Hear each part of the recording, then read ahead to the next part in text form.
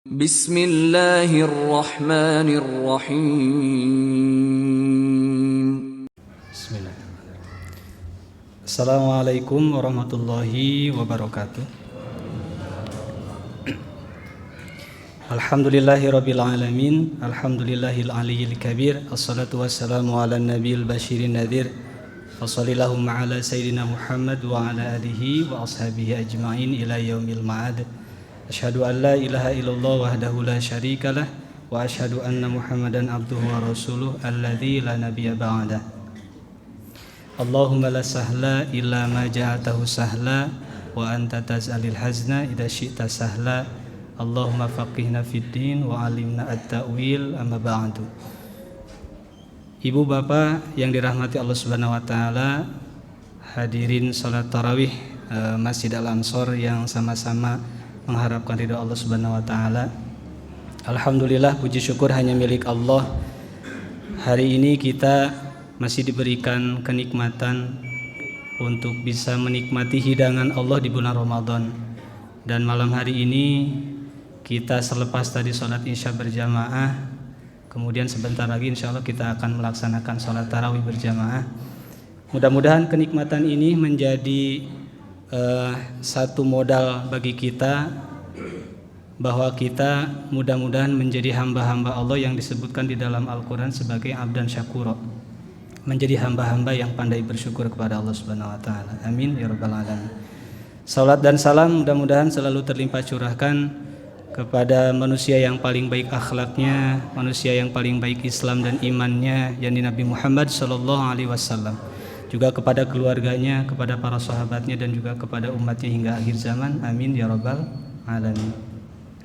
Ibu bapak yang dirahmati Allah Subhanahu wa taala, izin sejenak sebelum kita melaksanakan sholat tarawih, saya ingin menyampaikan satu hal terkait dengan pembekalan, mungkin khususnya bagi saya pribadi dan umumnya untuk kita semua yang hadir pada malam hari ini, terkait dengan ayat-ayat di dalam Al-Quran yang berbicara berkaitan dengan bulan Ramadan.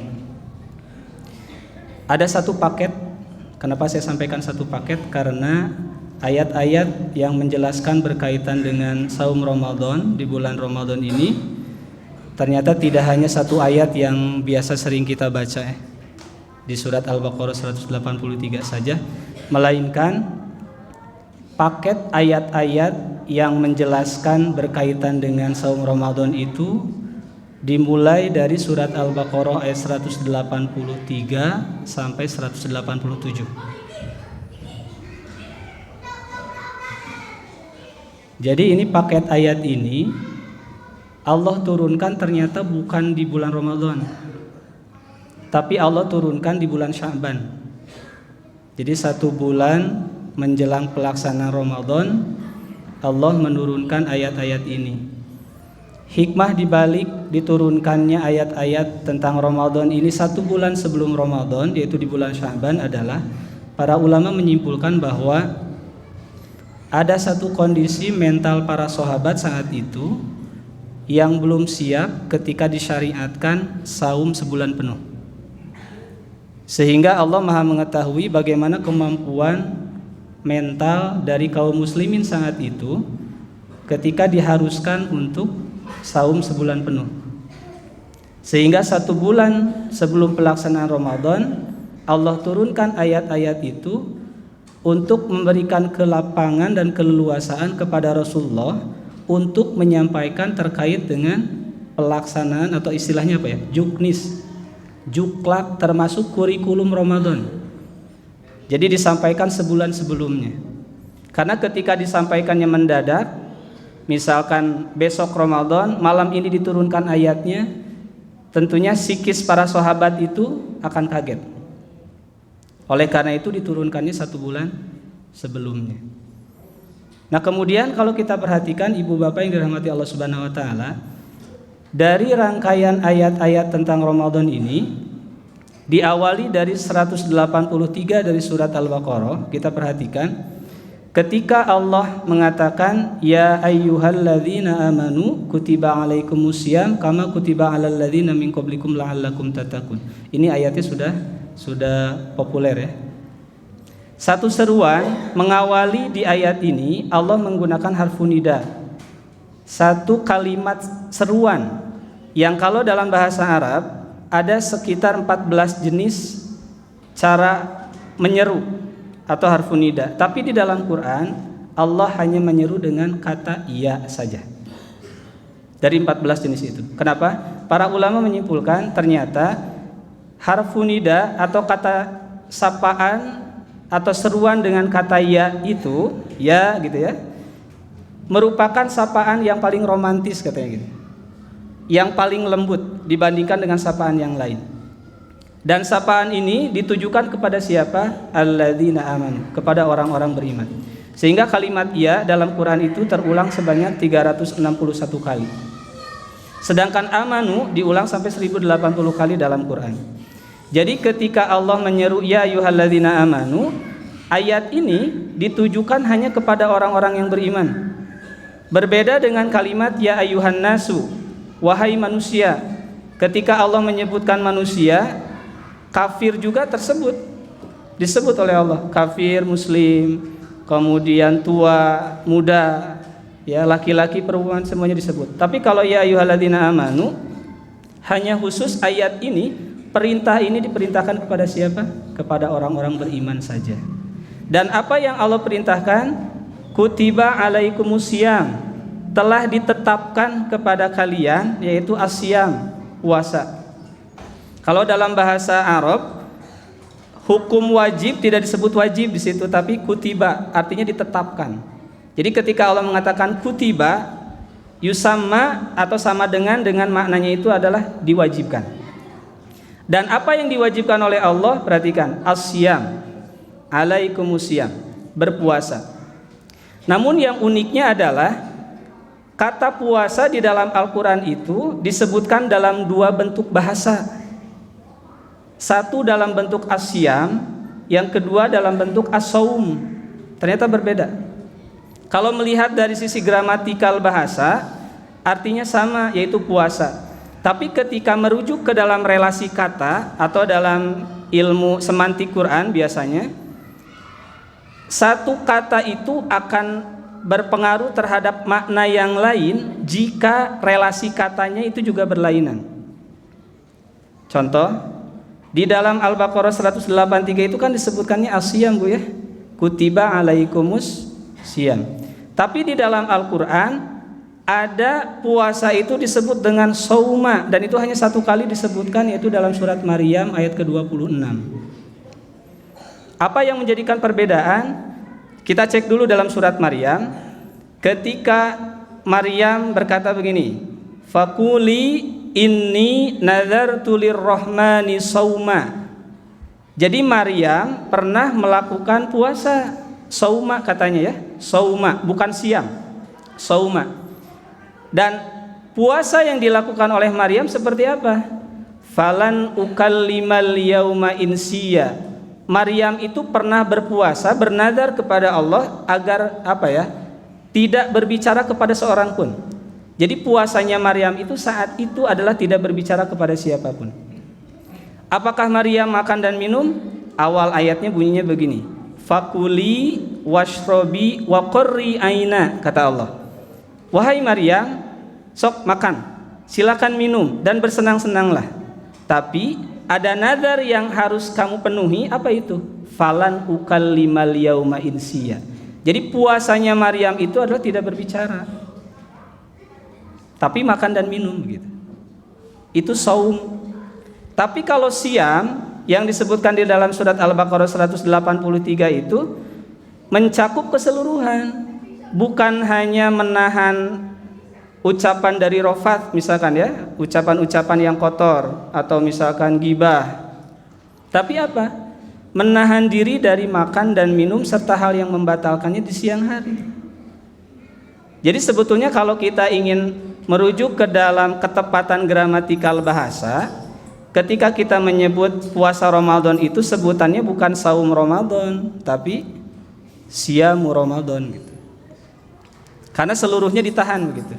Tapi para ulama menyebutkan tidak masalah karena siyaqul kalam, bagaimana niatnya kita saja. Kalau kita menyebutkan saum Ramadan, di saat itu kita menyimpulkan bahwa makan dan minum serta yang membatalkannya kita jaga di siang hari, tidak masalah. Tapi kalau kita mengukur kepada gramatikal bahasa, yang paling tepat itu adalah siyamu Ramadan, bukan saum Ramadan. Baik, kembali kepada ayat tadi. Allah telah menetapkan kepada orang-orang beriman itu adalah puasa Ramadan. Kama kutiba 'alal ladzina min qablikum. Sama seperti halnya umat-umat terdahulu melakukan juga puasa. Jadi kalau pernah saya baca dalam satu tafsir, kitab tafsir itu, kalimat kama kutiba seperti halnya yang telah diwajibkan, gitulah kurang lebih bahasa kita. Bukan tata caranya, tapi syariat diwajibkannya, begitu maksudnya. Jadi apa yang diwajibkan kepada Muhammad dan kaumnya tentang puasa Ramadan itu sebetulnya sudah pernah terjadi pada generasi sebelumnya, pada kaum sebelumnya, tapi caranya berbeda. Makanya dalam kitab tafsir kama kutiba itu disebut dengan majaz. Majaz itu perumpamaan, diumpamakan, bukan caranya, karena caranya beda. Nabi Musa saja saumnya itu, puasanya itu 40 hari Pak, berturut-turut. Nabi Musa diikuti oleh orang-orang Yahudi saat ini, mereka berpuasa 1 minggu full. Ya, ada puasa juga orang Yahudi. Memperingati apa? Ternyata puasa mereka bukan lillahi ta'ala, tapi memperingati akan kehancuran Yerusalem, di mana kota mereka itu direbut oleh musuhnya, begitu versi mereka. Dan bahkan kaum Nasrani saja itu ada 1 hari kalau tidak salah puasa besar sebelum Paskah. Jadi hal itu pernah dilakukan oleh Nabi Musa, Nabi Isa alaihissalam, tapi caranya berbeda. Tapi disyariatkan, diwajibkannya itu sama begitu. Ya, sehingga ketika Allah mengatakan kama kutiba 'alal ladzina min qablikum, sama seperti halnya kaum terdahulu yang sudah ditetapkan saum tersebut atau puasa tersebut. Tujuannya apa? La'allakum tattaqun, agar kalian bertakwa. Istilah takwa gampang. Bebasnya adalah takwa itu menjalankan perintah Allah, menjauhi larangannya, gitu aja kurang lebih. Jadi ketika orang yang berpuasa di bulan Ramadan, seruan untuk orang beriman, tujuan akhirnya adalah menjadi orang bertakwa. Nah, ibu bapak yang dirahmati Allah, lantas ketika ayat ini turun, para sahabat bertanya, ya Rasul, berapa lama kita saumnya begitu? Karena kaget ketika ada kewajiban saum. Maka ayat berikutnya Allah jelaskan, ayyamam ma'dudat, hanya beberapa hari saja, kata Allah. Perhatikan bahasanya, tidak disebutkan sebulan penuh, tapi hanya beberapa hari saja. Kalau boleh-boleh saja bagi Allah ketika menyebutkan salasuna ayyam, misalkan 30 hari kalian akan puasa. Kira-kira bagaimana kondisinya kalau disebutkan baru pertama kali disyariatkan saum, kemudian dikatakan harus 30 hari full.